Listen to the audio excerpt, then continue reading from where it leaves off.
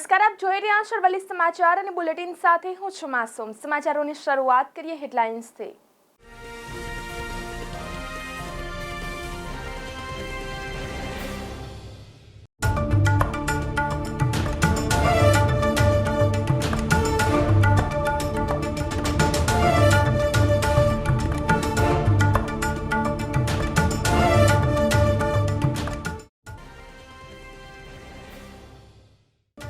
અરવલ્લી જિલ્લામાં વાતાવરણમાં પલટો, ભિલોડા નગરમાં ધોધમાર વરસાદ ખાબક્યો।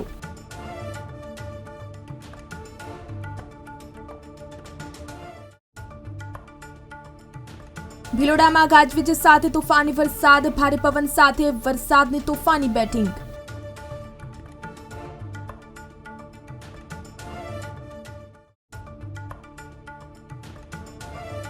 મેઘરજમાં ગાજવીજ સાથે ધોધમાર વરસાદ વરસ્યો, વીજળીના કડાકા સાથે વરસાદની તોફાની બેટિંગ।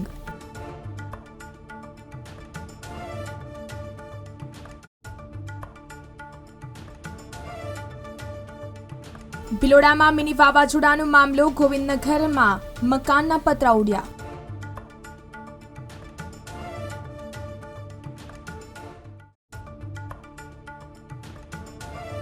બાડ તાલુકાના વાતાવરણમાં આવ્યો પલટો, બાડના ગ્રામીણ પંથકમાં વરસાદ જોવા મળ્યો।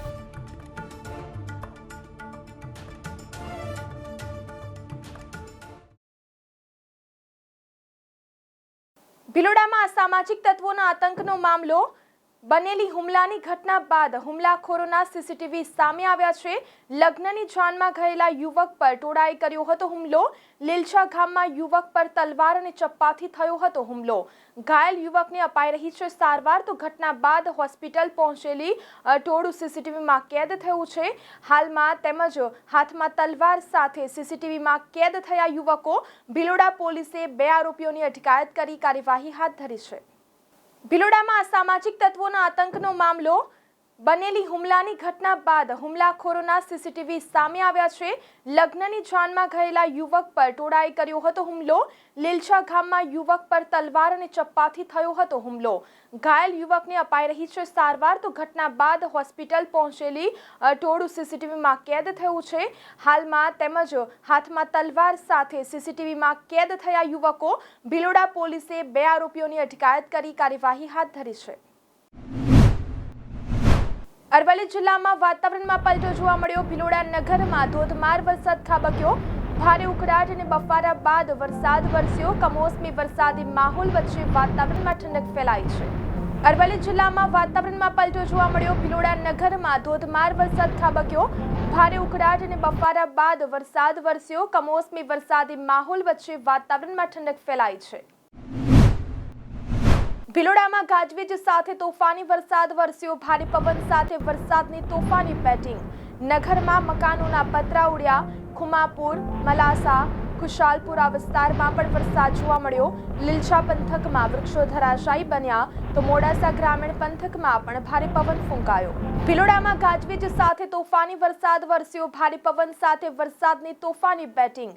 નગરમાં મકાનોના પતરા ઉડ્યા। ખુમાપુર, મલાસા, ખુશાલપુરા વિસ્તારમાં પણ વરસાદ જોવા મળ્યો। લીલછા પંથકમાં વૃક્ષો ધરાશાયી બન્યા, તો મોડાસા ગ્રામીણ પંથકમાં પણ ભારે પવન ફૂંકાયો। મેઘરજમાં ગાજવીજ સાથે ધોધમાર વરસાદ ખાબક્યો, વીજળીના કડાકા સાથે વરસાદની તોફાની બેટિંગ। મેઘરજ, રોલા, બેડજ સહિત ગ્રામ્ય વિસ્તારમાં વરસાદ ખાબક્યો। દિવસભરના ભારે ઉકળાટ બાદ વરસાદ વરસ્યો, તો વરસાદ વરસતા વાતાવરણમાં ઠંડક પ્રસરી। મેઘરજમાં ગાજવીજ સાથે ધોધમાર વરસાદ ખાબક્યો, વીજળીના કડાકા સાથે વરસાદની તોફાની બેટિંગ। મેઘરજ, રોલા, બેડજ સહિત ગ્રામ્ય વિસ્તારમાં વરસાદ ખાબક્યો। દિવસભરના ભારે ઉકળાટ બાદ વરસાદ વરસ્યો, તો વરસાદ વરસતા વાતાવરણમાં ઠંડક પ્રસરી। ભિલોડામાં મિની વાવાઝોડાનો મામલો, ગોવિંદનગરમાં મકાનના પતરા ઉડ્યા। પતરા ઉડતા પરિવારની ઘરવખરી પલટી ગઈ। નગરમાં બંધાયેલ મંડપ પણ ધરાશાયી થયો। સોમવારે યોજાનાર કાર્યક્રમ અગાઉ જ પવનમાં મંડપ ઉડ્યો। ભારે પવન સાથે વરસાદના પગલે અનેક સ્થળો પર નુકસાન પહોંચ્યું છે। ભિલોડામાં મિની વાવાઝોડાનો મામલો ગોવિંદનગરમાં મકાનના પતરા ઉડતા પરિવારની ઘર વખરી પલટી ગઈ. નગરમાં બંધાયેલ મંડપ પણ ધરાશાયી થયો. સોમવારે યોજાનાર કાર્યક્રમ અગાઉ જ પવનમાં મંડપ ઉડ્યો. ભારે પવન સાથે વરસાદના પગલે અનેક સ્થળો પર નુકસાન પહોંચ્યું છે. વરસાદના વાવાઝોડા સાથે અમારા ઘરના પતરા ઉડી ગયા છે અને ખાવાના માફા પડી ગયા છે. કોઈ સરકાર સહાયતા આપે તો નમ્ર વિનંતી છે. બાયડ તાલુકાના વાતાવરણમાં પલટો જોવા મળ્યો. બાયડના ગ્રામીણ પંથકમાં વરસાદ ખાબક્યો. દિવસભરના ભારે ઉકળાટ બાદ વરસાદ વરસ્યો. ડેમાઈ, દક્ષિણેશ્વર, આંટિયાદેવ સહિતના ગ્રામ્ય વિસ્તારમાં વરસાદ વરસ્યો. વીજળીના કડાકા સાથે વરસાદ વરસ્યો તો ખેડૂતોને જુવાર, બાજરી સહિત ઘાસચારો પલળતા નુકસાનની ભીતિ. તો આ અંગે વધુ વિગતો સાથે સંવાદદાતા ઈશાક મંસૂરી જોડાઈ ગયા છે. જે ઈશાક, જણાવશો, બાયડ તાલુકામાં વરસાદ વરસ્યો, ખેતી પાકને પણ નુકસાન પહોંચ્યું છે. શું છે વધુ વિગતો? જી ચોક્કસ માસૂમ, વાત કરવામાં આવે તો બાયડ તાલુકામાં અચાનક વાતાવરણમાં પલટો આવતા જ દિવસભરના ભારે ઉકળાટ બાદ બાયડ અને આસપાસના ગ્રામ્ય વિસ્તારમાં વીજળીના કડાકા પડાકા સાથે કમોસમી વરસાદની શરૂઆત થઈ હતી. ત્યારે આ વરસાદની ગરમીની રાહત મળી હતી, પરંતુ ખેડૂતમાં ચિંતાનો વ્યાપી છે. ત્યારે કારણ કે જુવાર, બાજરી અને ગાજરા જેવી પાકને નુકસાન થતા શક્યતા દેખાઈ રહી છે. જી માસૂમ, આભાર ઈશાક, સમગ્ર મામલે વિગતો આપવા બદલ. તો બાયડ તાલુકાના વાતાવરણમાં પલટો જોવા મળ્યો હતો. બાયડના ગ્રામીણ પંથકમાં વરસાદ ખાબક્યો. દિવસભરના ઉકળાટ બાદ વરસાદ વરસ્યો તો ડેમાઈ, દક્ષિણેશ્વર, આંટિયાદેવ સહિતના ગ્રામ્ય પંથકમાં કમોસમી વરસાદ ખાબક્યો. ભિલોડા તાલુકામાં વરસાદ બાદ તારાજી સર્જાઈ. ભિલોડા સહિત આસપાસના વિસ્તારોમાં ઝૂંપડા પડ્યા. અનેક ઠેકાણે વૃક્ષો ધરાશાયી થયા. કિશનગઢમાં મકાનના છાપરા ઉડ્યા. જગદીશભાઈ પ્રજાપતિના મકાનની દિવાલ પડી તો લીલશા ધોલવાણી રોડ પર વૃક્ષો પડ્યા. અનેક સ્થળોએ વીજળી ડૂલ. લોકોએ અંધારામાં રાત વિતાવી. ભિલોડા તાલુકામાં વરસાદ બાદ તારાજી સર્જાઈ. ભિલોડા સહિત આસપાસના વિસ્તારોમાં ઝૂંપડા પડ્યા. અનેક ઠેકાણે વૃક્ષો ધરાશાયી થયા. કિશનગઢમાં મકાનના છાપરા ઉડ્યા. જગદીશભાઈ પ્રજાપતિના મકાનની દિવાલ પડી તો લીલશા ધોલવાણી રોડ પર વૃક્ષો પડ્યા. અનેક સ્થળોએ વીજળી ડૂલ. લોકોએ અંધારામાં રાત વિતાવી. ભિલોડામાં મિની વાવાઝોડાથી ખેતીમાં નુકસાન પહોંચ્યું છે.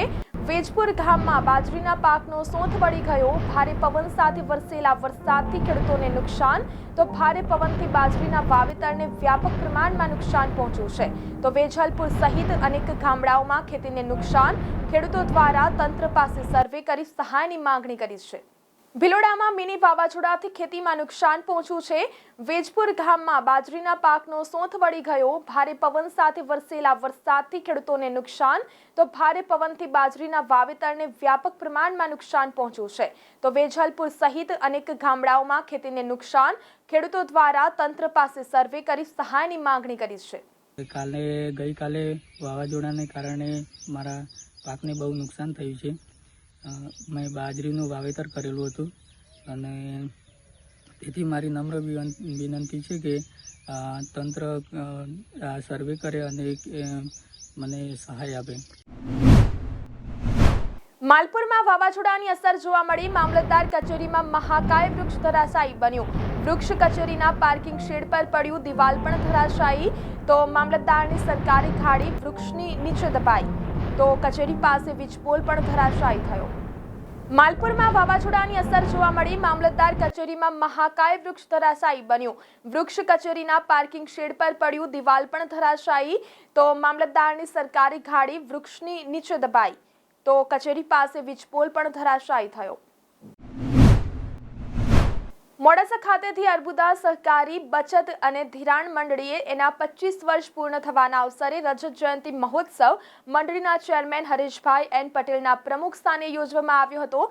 સમારોહનું ઉદ્ઘાટન પદ્મશ્રી વરિષ્ઠ પત્રકાર દેવેન્દ્રભાઈ પટેલે દીપ પ્રગટાવીને કર્યું હતું. તમામ સભાસદ ભાઈઓ બહેનો અને મહાનુભાવોની ઉપસ્થિતિમાં યોજાયેલ આ રજત જયંતિ મહોત્સવના પ્રારંભે મંડળીના ચેરમેન હરીશભાઈ પટેલે ઉપસ્થિત મહેમાનો અને સૌ આમંત્રિત સહકારી આગેવાનો અને સભાસદ ભાઈ બહેનોને હૃદયપૂર્વક આવકાર્યા હતા અને સ્થાપનાથી અત્યાર સુધીના મંડળીનો પ્રગતિ અહેવાલ રજૂ કર્યો હતો. તે બાદ એમડી મુળજીભાઈ પટેલે 25 વર્ષના મંડળીના વહીવટ અંગે વિગતો રજૂ કરી હતી. મંડળીના ડિરેક્ટર કનુભાઈ સી પટેલે પ્રાસંગિક ઉદ્બોધન કર્યું હતું. ઉદ્ઘાટક દેવેન્દ્રભાઈ પટેલે પોતે અગાઉ આ મંડળીની લીધેલી મુલાકાત દરમિયાન મેળવેલી જાણકારીમાં ખાસ કરીને ઝીરો વાઉચરથી થતા મંડળીના પારદર્શક વહીવટ અને 99% સુધીની વસૂલાતથી પોતે પ્રભાવિત થયા હોવાનું જણાવ્યું હતું અને આ મંડળી ઉત્તરોત્તર પ્રગતિ કરે એવી શુભેચ્છાઓ પણ પાઠવી હતી અને રજત જયંતિ ઉજવણી પ્રસંગે ચેરમેન હરીશભાઈ અને બોર્ડ ઓફ ડિરેક્ટર્સે અભિનંદન પાઠવ્યા હતા। તેમને ઉદાહરણો ટાંકીને ગુજરાતમાં સહકારી પ્રવૃત્તિના વિકાસ અને ખ્યાલ આપ્યો હતો જે અન્ય રાજ્યોમાં જોવા મળતો નથી। સનાતન હિન્દુ ધર્મ આચાર્ય પરિષદના મહાસચિવ પૂજ્ય ડોક્ટર સ્વામી ગૌરાંગ શરણદેવાચાર્યએ આ અવસરે મંડળીની આ પ્રગતિને બિરદાવી ચેરમેન અને ડિરેક્ટર્સને અભિનંદન અને શુભેચ્છાઓ પાઠવી હતી અને માનવ જીવનમાં ધર્મ અને આધ્યાત્મની ઉપયોગિતા અનેક દિલસ્પર્શી ઉદાહરણો ટાંકીને રજૂ કરી હતી। સાબરકાંઠા અને અરવલ્લી ખેતી બેંકના ચેરમેન અને રાજ્ય ખેતી બેંકના પૂર્વ વાઇસ ચેરમેન અને ભોજનદાતા ફલજીભાઈજી પટેલે પ્રાસંગિક પ્રવચનમાં મંડળીના યશસ્વી 25 વર્ષને બિરદાવ્યા હતા અને તેમના વરદ હસ્તે ઉપસ્થિત 6 જેટલા સભાસદોને ભેટ વિતરણ કરવામાં આવ્યું હતું। મને બહુ ખુશીની વાત છે। હું વર્ષોથી અનેક સહકારી મંડળીઓ, શરાબી મંડળીઓ, બેંકોનો વહીવટ જોતો આવ્યો છું, પરંતુ મોડાસા ખાતે આવેલી આ અર્બુદા સહકારી શરાબી મંડળીના પારદર્શી વહીવટથી હું પ્રભાવિત થયો છું। એની રિકવરી ધિરાણ કર્યા પછી 98% રિકવરી છે। સૌથી મોટી વાત એ છે કે ડિરેક્ટરો એનો કોઈ ખર્ચ પોતે લેતા નથી, ઝીરો વાઉચર। આ પ્રકારનું તો મેં કોઈ જગ્યાએ જોયું નથી।